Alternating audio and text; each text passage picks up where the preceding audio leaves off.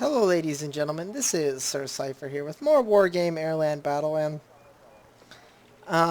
this video isn't going to be quite so cinematic. I kind of wanted to make a video a little bit talking about attacking in Wargame Airland Battle, because I feel like a lot of people are intimidated by attacking because it's a lot harder than defending. Defending in this game, you just put your troops in the right areas. Bye-bye. Delta Force.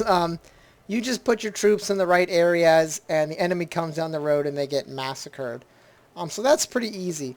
But attacking is a lot more kind of complicated, and it requires a little bit more finesse, but potentially it can be very effective in winning the game, and can avoid your matches just being like these giant turtle fests. So you see here we have like a prime turtle situation. I have this town, he has that town, we got stuff covering this road. This entire forest on this line of the valley is filled with troops, so nothing's getting up there. He's got all sorts of troops in this forest. He's got troops in these buildings. He's got troops back here. So both of these areas are very heavily fortified. But as the American player here, I know that if I attack this guy in the right way, I can kill more stuff in his reaction to it than he can kill in my attack. So you see here a part of it. Right here is a landing vehicle here with full of Marines. Now, step one is, I feel like what you need to do is you need to probe the enemy defenses. You see here, I have very little idea of what this guy has. So you see here, I see, okay, he's got Spetsnaz here. He's got IFVs in this forest, and he's got infantry right here. So that gives me an idea. For some reason, my ally is moving anti-air infantry into this forest. I'm not sure why. Yeah, it doesn't really make that much sense to me. But basically, so I'm like, okay. So my first thought was I want to take out these anti-air units that are these BMPs that were killing my vehicles. So I drop a Nighthawk bomb on them, and also while the Nighthawk is going, I have a Raven here to shoot down enemy AA, and you can see it took out a buck way back here.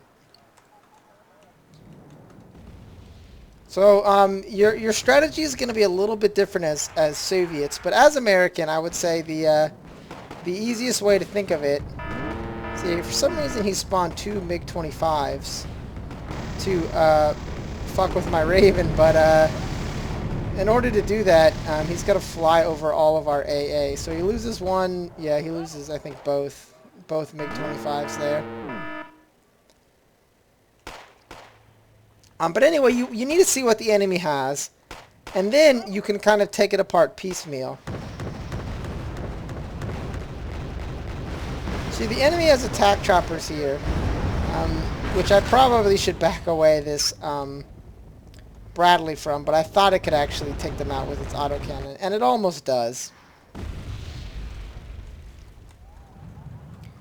But you see here, more bombs here, dropping Strike Eagle bombs on these Spetsnaz. But that rocket spray actually manages to kill my Bradley. But again, in terms of total points, you see here, I really haven't lost that much. And I'm getting a sense of what the enemy has defending this area. Now, this is what you don't want to do. You don't just want to like drive up some tanks or whatever and see what happens. You kind of want to use inexpensive multi-use things. And you see there, using my knowledge of what has been shooting at me, I can accurately drop bombs on it and cost the enemy points. Because that's the name of the game here. You're not trying to really take the zone to take it. What you really want to do is make the enemy sort of panic and defend it in a way that's not efficient, and then you get more kills in your attack than the enemy gets killing your stuff attacking them. So you see here my Raven came in here distracting the enemy and allowed my Nighthawk to come here and drop another bomb on this area here, which in turn allowed my ally to get his anti-air infantry into these houses so they could shoot down those helicopters.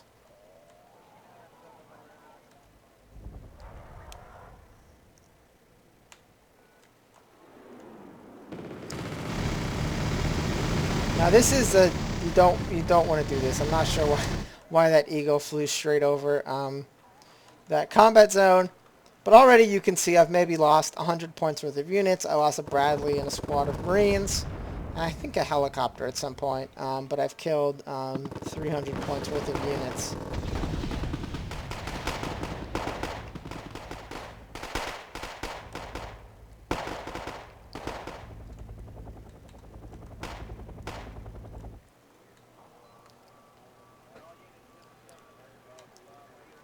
Now, so an important thing is you always want to think about what stuff the enemy has defending it, and then what stuff can you use to take that out with little losses. So you see here, I knew this guy had all these VDV in this forest, so I called up some orders. Unfortunately, I lost vision of them pretty quickly. At all of these anti-air infantry got killed. But when he moved up these tanks to fight against me, he opened them up to fire from my Seahawk, and that's some more points right there.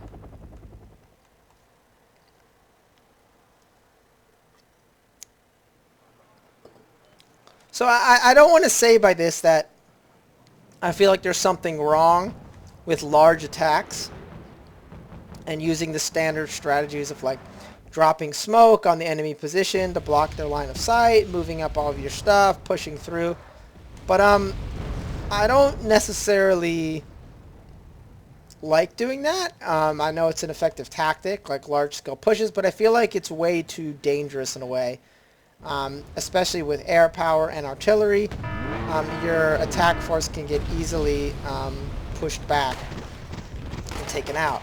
What I like to do more is little tiny attacks which reveal to me what the enemy still has, and then so then once I figure out where the enemy has, I can tailor my next little attack wave to take it out.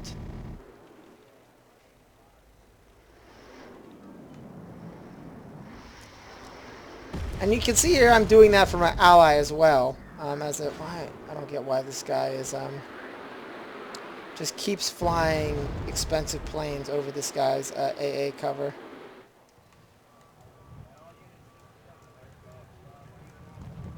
Now this is a kind of semi-interesting match because really the only interesting thing is happening right here at Echo. Foxtrot is pretty boring. It's just basically these two guys shelling each other across the bridge. If you want to get an idea of how you might get across one of these bridges in a game, if you watch my my sort of cinematic video from the pack perspective, you see how I sort of manage to get across this bridge, mostly using BMPTs.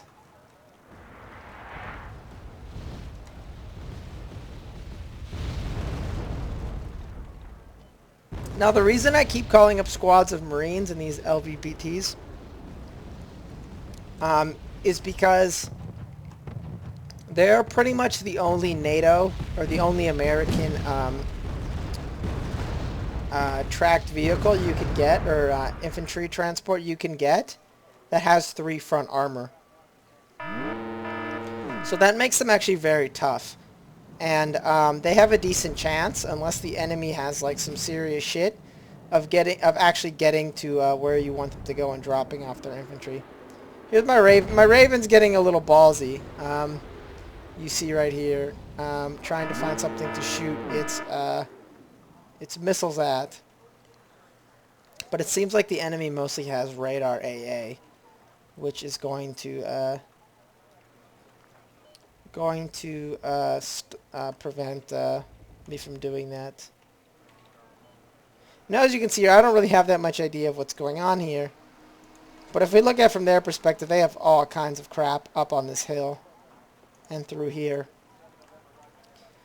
And one of the advantages of constantly attacking is that your stuff generally remains unmolested, because it really puts the enemy on the back foot. And it really sort of, this is sort of metagaming, but it really changes their perspective into less, how do I kill the enemy, and more, how do I defend my territory. So you can resupply and marshal units in areas that would be really dangerous for them. You see, for example, like, I don't really even feel the need to defend this stuff. I can just leave it out here in the valley, because I know this guy is just sitting here waiting to repel my next assault. And I know there's basically no chance he's going to come over this hill and counterattack. That's somewhat of a bad thought on my part, because he could. But I mean, I've played enough games by this point that I can kind of tell when people get in the mindset of defense.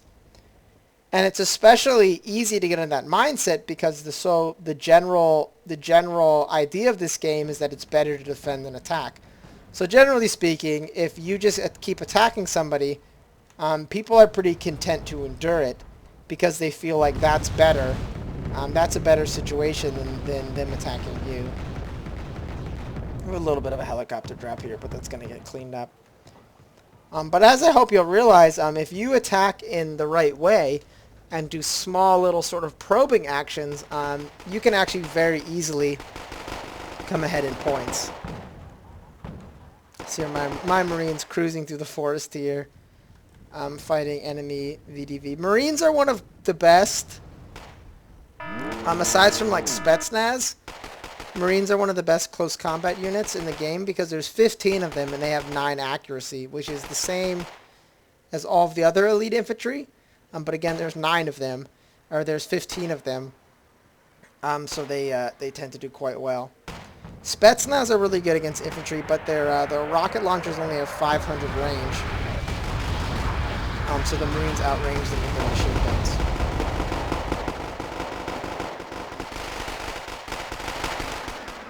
They actually managed to kill these Spetsnaz here. Now, one thing that I found very useful for attacking, especially since their most recent balance patch, is the M11P Abrams. Because it got its price cut down to only 95 points. And it still has 17 front armor, which is pretty respectable. Its main gun is nothing to write home about. I think it's only AP 16 or 15. But it can take a hit pretty well, and it's pretty useful for peeking over a ridge, because there's very few things in the game that can one-hit this tank. So I've been tending to use them quite a bit. But again, you see, I'm not super worried about what's going on over here, because I know that the enemy is more concerned about what I'm going to do to him than what he's going to do to me.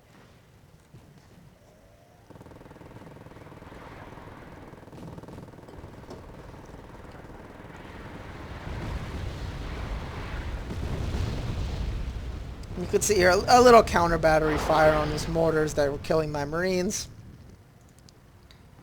I managed to take... or maybe that was just his already there.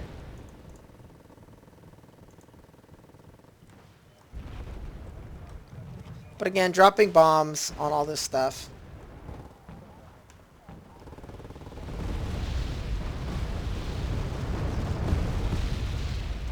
Now, another thing that I do, which I think kind of ties into my strategy of these sort of small attacks, is I tend to not move my forces once they're in place. So once I've secured an area, like for example this forest or this town, I never move these guys. Oh, here we have an attack here. Moving up my landing craft here. The Marines have already left them, but I'm just using them to spot the enemy. And you can see here, now that I spot the enemy and I have these bullet sponges up here, my Abrams and my Apache can basically just go to town here and kill all these units.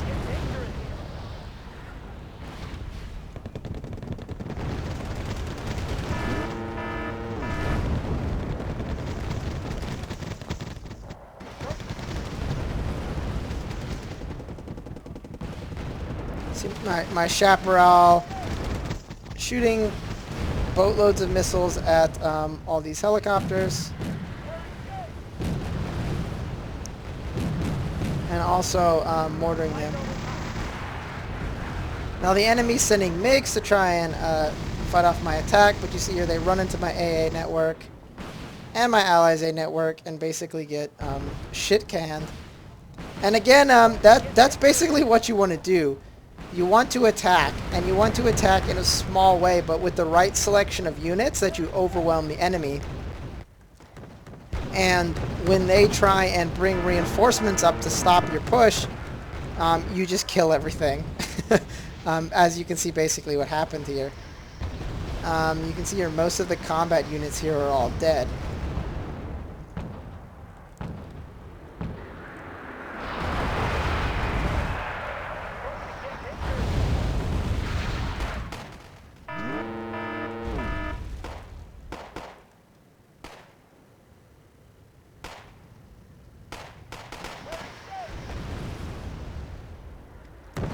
Again, though, you see here my my riflemen don't, my attack doesn't quite make it into these buildings. I get pushed back, but that's fine. You know, remember the objective is here to kill enemy points, and as long as the enemy is throwing stuff at me to try and push back my assault, I'm doing my job. So you see here I back up. I don't want to lose my expensive Bradleys here, or my Abrams. So I back up below this ridge line. Because again, I'm pretty confident that the enemy is not going to counterattack me. Because they're more concerned about defending their territory.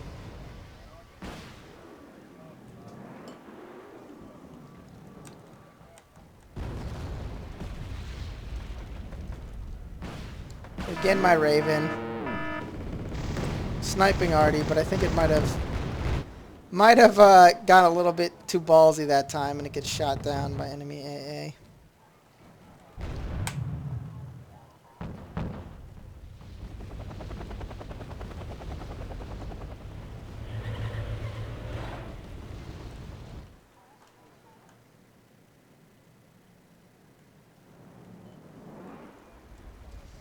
But yeah, again, this is pretty, I'm not necessarily sure if it's smart. But yeah, I don't like to move up my lines. I basically, once I get units in place, I just leave them there and I just buy new units and attack with those. The downside is it tends to make my advances pretty slow. But on the upside, there's almost no chance that if your attack fails, an enemy counterattack is going to succeed. Because even if the enemy pushes me back and they move down this road, they're going to run straight into this giant defensive line here of troops. So I more prefer to do that.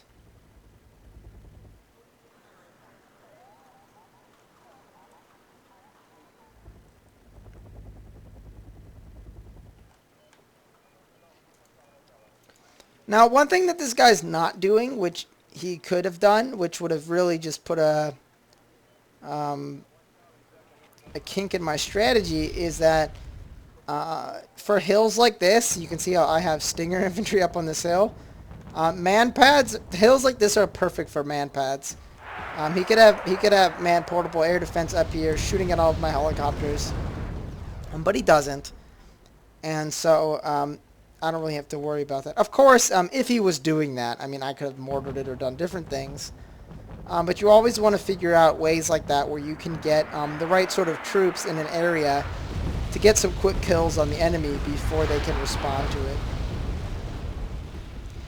Here we have lots of enemy mortars coming in on this stuff, but it's pretty hard for mortars to kill on anything other than the lightest on the vehicles, so mortars keep coming in, but it doesn't really do that much to my Abrams. And it messes up some of my landing vehicles, but they'll still be okay.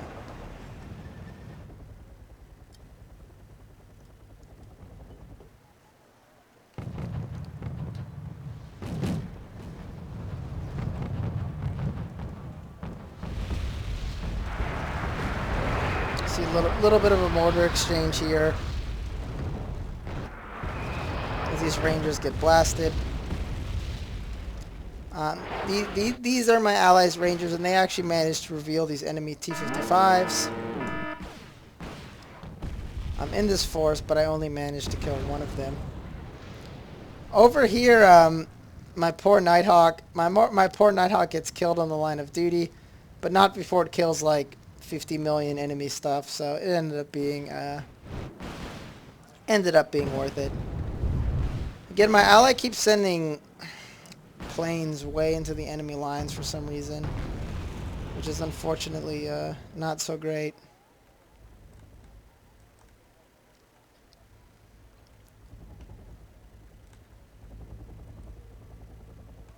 Here you see me though, lining up for the next attack in order to fight these guys.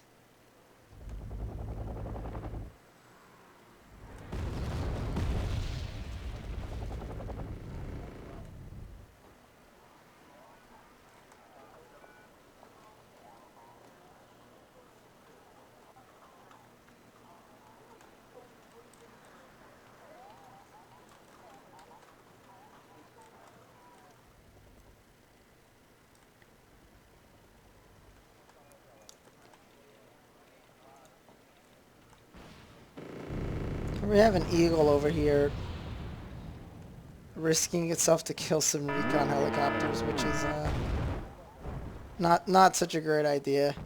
My Rangers get out here, but they immediately get spotted by these T-55s and get murdered. Eagle, you fool, get out of there. You're so expensive.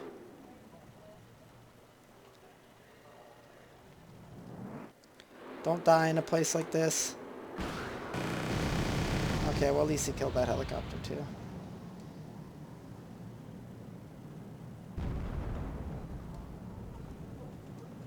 I had preemptively sent my my Stinger Kiowa over here to try, because I thought that the enemy was going to do a helicopter push, but it turns out that the F-15 just cleaned it all up.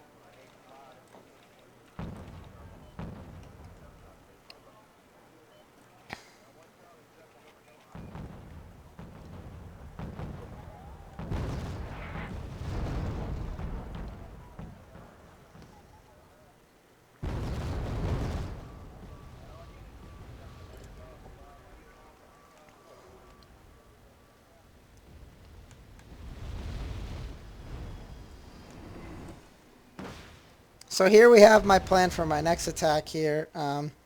Something's shooting at these guys from the woods. Oh, it's VDV. But I have my my Abrams my two Abrams moving up here because I know they're both tough dudes, and they can take a hit. But this Abrams gets fucked up basically, so I drive it backwards down the hill. You always want to use the reverse button when you can, because if you tell a vehicle to just turn around, it'll reveal its rear armor. We have my Abrams fighting these Spetsnaz, which you can hopefully kill, even though these heat rockets are quite the bitch. But with like 5 armored vehicles at them, firing at them, they eventually perish. Although these modal stroking managed to kill my landing vehicles. I had already dismounted the Marines previously. Actually, during an assault, the general thought is that you drive your vehicles up to the point and then dismount them. I like to dismount the infantry beforehand and then have them move up together, because that way it's two targets for the enemy to shoot at. And generally speaking, you're more concerned about the infantry rather than the vehicles, especially if you're trying to get them in houses or whatever. Here, though, again, the enemy's trying to stop my push, but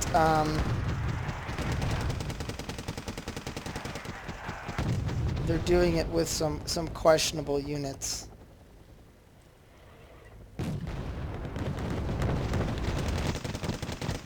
Which my Abrams is going to be able to fight.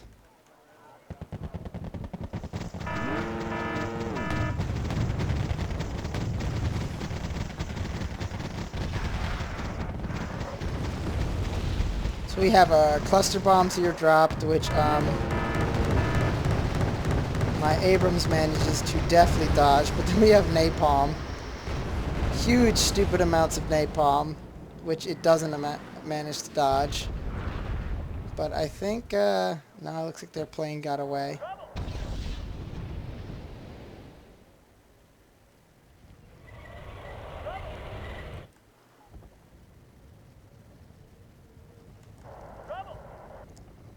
Napalm is actually one of the best ways to stop an attack cold, because basically units just can't drive through the napalm.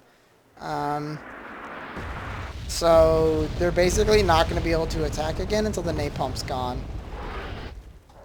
That's also one of the reasons why napalm is actually kind of a questionable decision to use against enemy units if you're planning to attack them.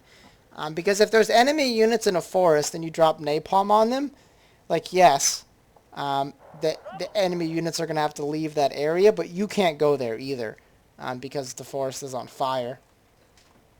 As you can see of this giant swath of terrain here. So it's kind of a judgment call. Okay, here we have some Leopard 2s cruising up this road. Now this is basically... This is 100% an example of what you don't want to do this, okay? You don't just want to, like, drive some heavy tanks, like, willy-nilly.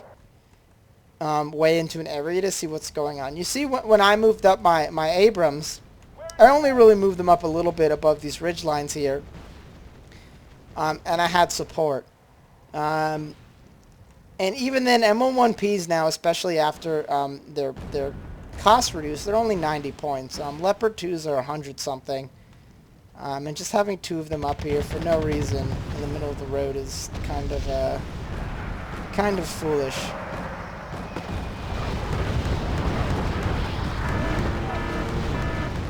Here you see here why Bradleys are good. Like 3 different armored vehicles. 3 different BMPs try to drive through the forest to fuck with my Bradley. But the Bradley just guns them all down like a boss with its Bushmaster. Because Bradleys rule.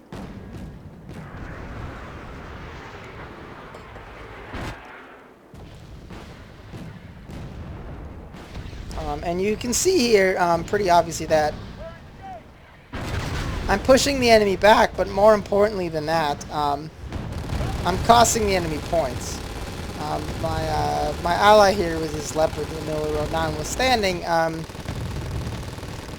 it's costing the enemy, as you can see from my point totals, a lot of points to attempt to stop me from advancing here.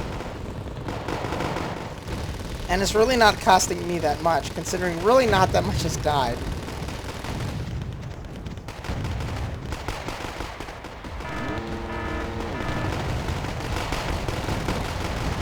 See here as we mortar this town.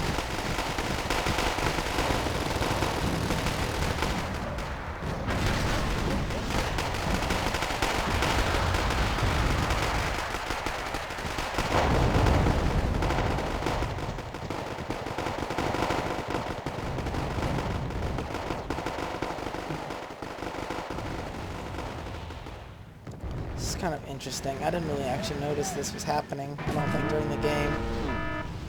This enemy T-62 T-62 little column here that just killed my M11P.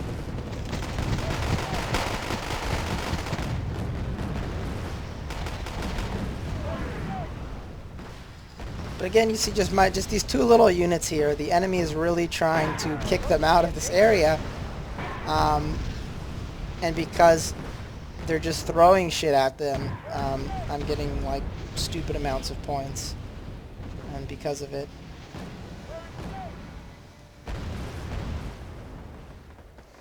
This right here is the M8 AGS. It used to be kind of a average unit, but recently it got a huge buff in the most recent balance patch, and now it's actually ridiculously good. It basically has the same gun as the M11P Abrams, but it fires about 50% faster. It has an autoloader. Fires 15 rounds per minute, and it's only 45 points, so it's really cheap, and it can like most other tanks that are 45 points, it can kill them like 2 hits. The problem is that it only has 3 armor, or maybe 4 armor now, but it only has like 3 or 4 armor, so it's basically like paper to any like real tank. So what I like to do is to use the Abrams tanks as tanks, for lack of a better word, while my M8 gun systems just like unload and kill lots of guys. Here, moving up a hemp to try and resupply these brave Marines behind enemy lines. Hemps aren't super efficient on supplies, but one advantage they have is they do have armor. So they can actually take like artillery hits and stuff without immediately exploding, which is nice.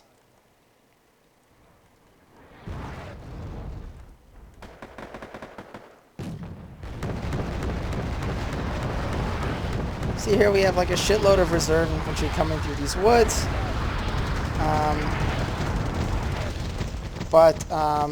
The Bradley took some hits, but it's a tough duder. It's got an autocannon.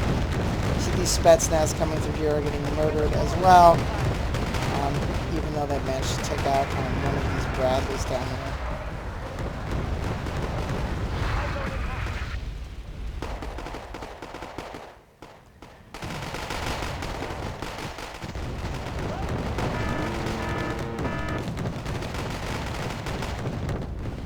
So this game is almost over, but as you can see, I didn't advance particularly far, and as you'll see, some of these gains are going to get reversed. But I hope that you kind of see that if you attack in the right way, the enemy's reaction to it is actually very lucrative in terms of points. And there goes another enemy plane, and that. You might say, okay, well, this guy you're playing with isn't very good. But, I mean, I'm not very good. And it actually works quite well. Very rarely in a game have I found that this sort of strategy of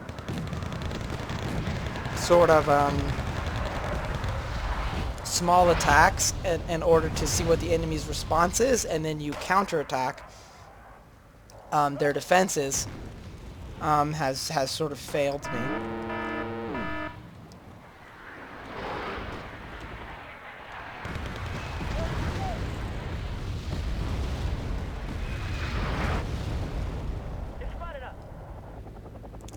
And again, a big advantage is that, for example, like right here in this whole little area, I don't even really have to worry about defending it as I refill all of my units. Because again, the enemy is like, oh shit, I gotta defend this little town here. And there was other stuff going on in this game. As you can see, my ally and I were kind of advancing a little bit in this area. But it was, you know, a sideshow compared to the incredible slugging fest that occurred on this hill. Two things that actually contributed to my loss of points is both of my 155 point Apaches died this game, which made me decide that I'm not going to use Apaches anymore. And I moved to some cheaper air attack helicopters.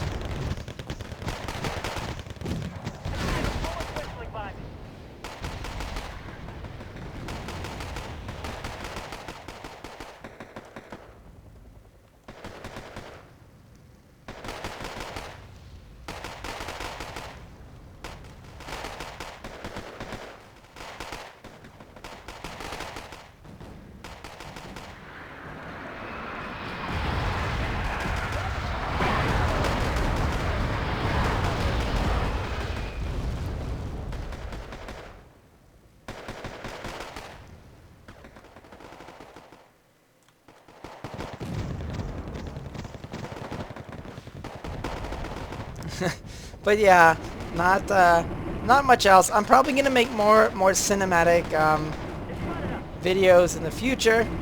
I just haven't really played. I don't feel like a game lately that would make a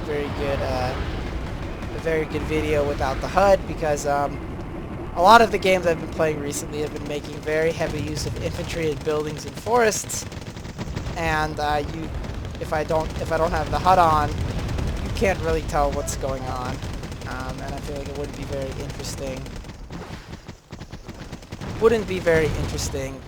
To watch. And you see here with that, the game has ended. And you see here, I lost a lot of guys, but I also killed a lot of guys too, and it ended up, we ended up doing quite well with that. This guy over here, the reason he has so many kills and losses, I'm pretty sure this was the guy who just spent the whole game on that bridge, shooting mortar rounds at the other side of the bridge. So it's understandable that nothing really that crazy happened. But yeah, so I hope you enjoyed that, and hopefully if you've been unexcited about attacking in the past, and you felt like just turtling is the best option, maybe this will give you some ideas about how you might best go about that. So I hope you enjoyed it, and thank you for watching, and have a nice day.